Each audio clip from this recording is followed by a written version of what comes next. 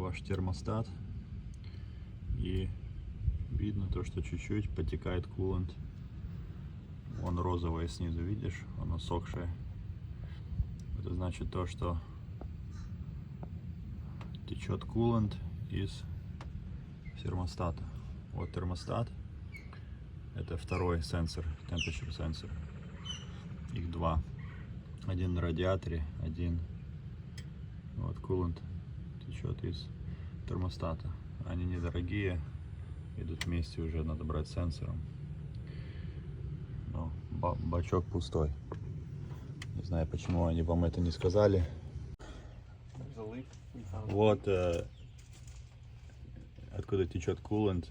Я не знаю, почему они вам это не показывали, потому что это пока течет, ну, как бы немного, но со временем она будет больше и больше течь. Короче, это thermostat housing. Надо менять. Идет thermostat housing вместе вот с этим вот valve, one-way valve. И потом он идет вместе с новым сенсором. Вот этот сенсор надо менять тоже. Оно все идет вместе.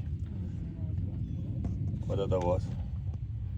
То есть его не трудно менять, но надо заказать, потому что иначе вот эта вот трещина, она будет хуже и хуже со временем. И смотри, она полностью пустой бачок. И этот бачок, когда он пустой, двигатель будет перегреваться.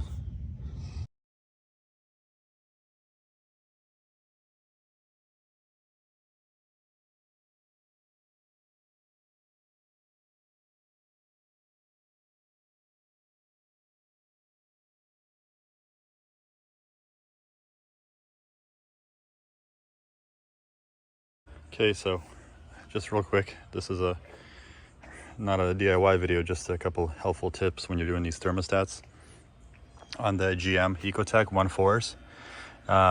Super simple. Literally, you don't even have to drain the coolant. Don't even bother wasting your time with that. You're gonna need a little stubby socket like this with an E10. Okay, this is about maybe, I don't know, 3 inches give or take. Take out this clip from the top. It's going to be right here. It's going to be right in the top of this. It's going to be right here that connects to it. So remove that clip. Then you're going to undo, or first you're going to undo this main air intake tube. It's literally like right there, as you can see. Right there. So just a flathead, undo that real quick. Leave this sensor right here plugged in. Don't touch this, because everything is super brittle. When you start undoing these connectors, you might break them. So if you can work around it, work around it. Okay, real quick, next, you're gonna undo your hose, this one here, from the top. And then there's gonna be one right there, right down below. Just use any kind of like pliers. I like to use these nice, I don't work on these cars usually, but I like to use these Knipex, little locking kind of I guess channel locks or whatever you want to call them, but super nice. I thought I was going to need a 1/4 inch extension. I didn't. Actually, all my tools are at the shop, so I had to actually buy these because I didn't want to drive to the shop for an hour to pick them up. Real quick, part number 902846 Dorman. I guess the OE for these things is what's it called, AC Delco, but whatever. I'm not going to wait from GM, but the leak is actually, so it was sitting in there like this, and the leak was coming from right there. You'll see a little video. It was like bubbling up from right there, right in here, and then it was leaking down slowly. That's why we were, this guy was losing coolant. It was completely empty. So luckily he didn't overheat the block, because that would have been fun to replace an engine on this thing. As you can see right there, what you're going to want to do is clean up the surface. You're going to want to clean the mating surface where the seal is. So just use some brake cleaner and a clean rag. Don't get anything inside there. Be very careful. I'm trying to see if I'm missing anything. Oh yes, there's one more hose right here. So this hose right here connects to the bottom of that thermostat, which is right here, I believe. So super simple. Oh no, sorry, right here. This is where it connects to, right here. I don't know what else to tell you guys. You're gonna need a gallon of the red coolant, and it's starting to rain, so that's awesome.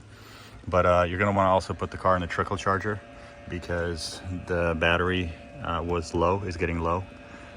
So I always do that whenever I do anything. Afterwards, I'll show you how it bolts up. I think it's only like 10 Newton meters or 12 Newton meters for the E10 torque bolts, but you're not gonna wanna do any more than that. Be very, very careful so you don't snap them. And then bleed the system. Obviously fill it up, turn the heater on full, drive it around, make sure that you have hot air, that coolant is circulating through your heater core in there, and that's pretty much it.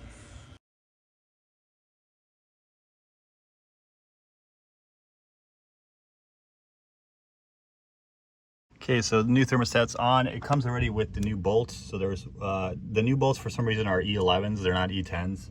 The original ones were E10s. So this is a E11 torque, 1, 2, 3, about 10 to 12 Newton meters. I don't use a torque wrench on these. I just do it by feel of all these years. So you just feel it, but do not over tighten it because they will snap, these bolts. And you don't want to crack this plastic housing as well. Now we're gonna put the hoses back on, connect this little sensor, and connect this top piece here, connect these two hoses right here, and then bleed the cooling system.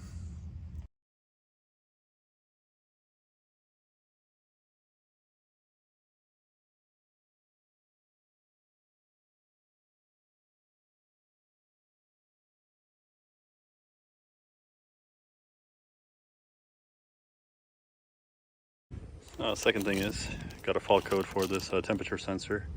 Here's the part number, 55591401. It's from AC Delco, made in Czech Republic, nice.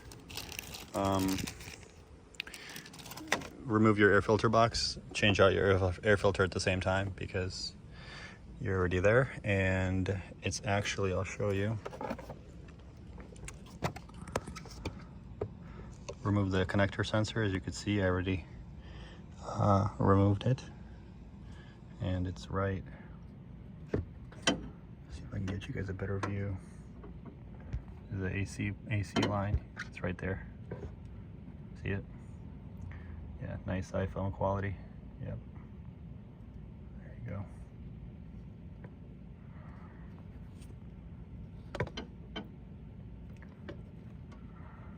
I'll focus.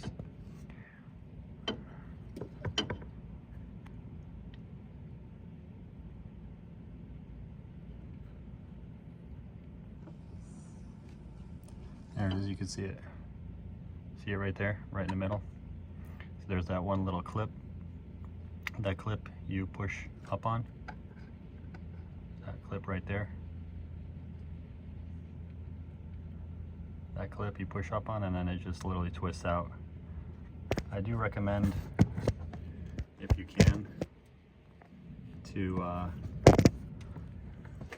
do this at the same time as you're doing any other cooling job, because you're gonna have some coolant that leaks out. And see, here's the connector right here. You just press on it, and then there's the sensor right there underneath,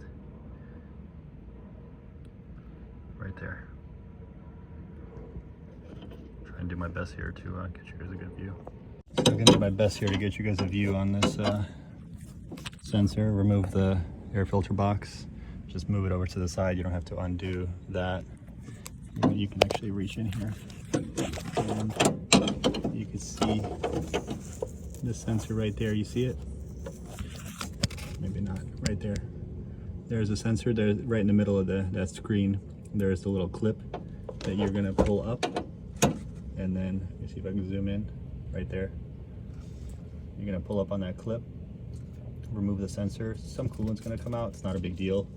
The connector is already undone. It's right above it, as you can see. And put the new sensor in, and you're good.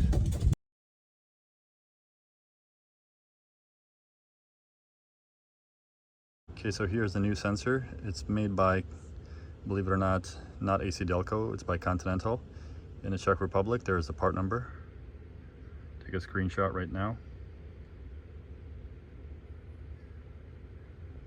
And here's the old sensor right here. You can probe it and see if it actually failed, but in this case we're just going to swap it out because it's so fast and easy. It literally just slides in there. Make sure you put it, there's a new O-ring on there. It slides in right there. In there you'll feel it, and then just connect it back up. You're going to have a little bit of coolant loss, but it's so minimal that it's not even worth to drain the system, in my opinion. Just put a little I put a little one of these catch cans underneath, and then after that just put this in, put a little bit of lubricant on this O-ring so that it goes in there nice and smooth and it seals properly. Put your new vacuum that out, vacuum those leaves, put the new air filter in, and you're done. Then you're gonna fill that up with the special I think it uses red coolant, and then after that you're gonna bleed the system, and that's it. So it's nice because we're doing pretty much killing two birds with one stone, so we don't have to open the cooling system twice. So here's the sensor. You see how it goes in like that, nice and smooth. You just press it in like that. That little slot goes in the slot. See, it goes in the slot, and then you just push it in, and that's it. And then the little clip goes right on top. It's not in all the way, so just you have to work with it a little bit. There you go. Okay, new sensor is in. Let me just show you guys how it looks like. Okay, there's the sensor. Do you see it? There's the connector right there. So sensor goes in, that little clip goes in from the top, and the clip, make sure it clips in correctly. Try to tug on the sensor, make sure it doesn't come out, and then you're pretty much good to go. That's it.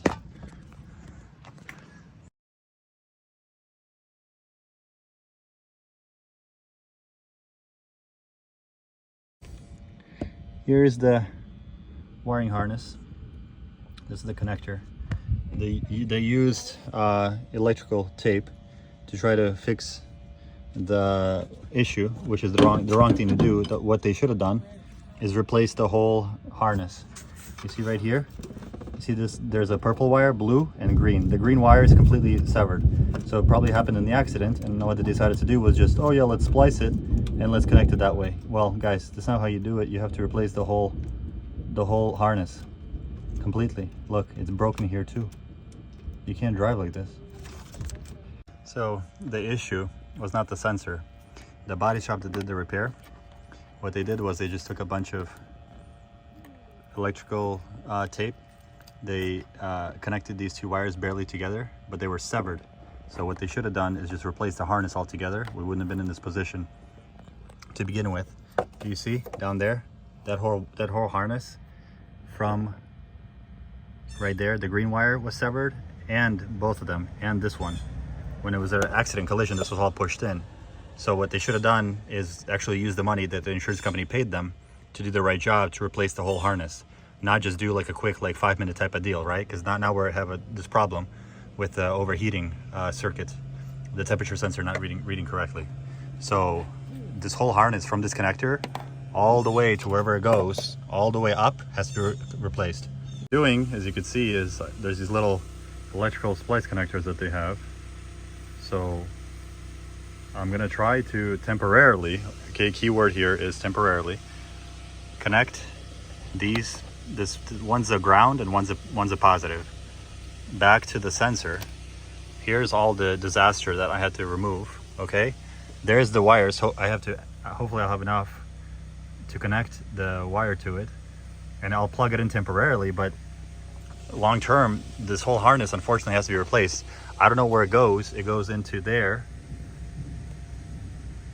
and then it goes in, and I don't know where it ends. Maybe it ends all the way at the DME. I don't know, but wherever it ends, that circuit has to be replaced. You guys can't just splice a connector, right, and have it be like a permanent fix. Temporarily, sure, you know, but not long term. I mean, it's unacceptable.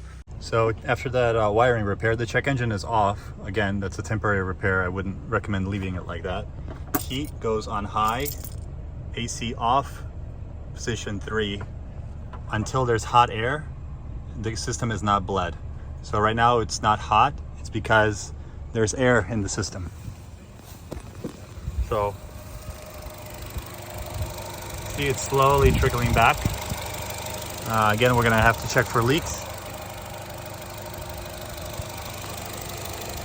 So I don't see any active leaks at the moment. Coolant level is good. I don't see any leaks from the sensor area. There's our sensor with the repaired harness.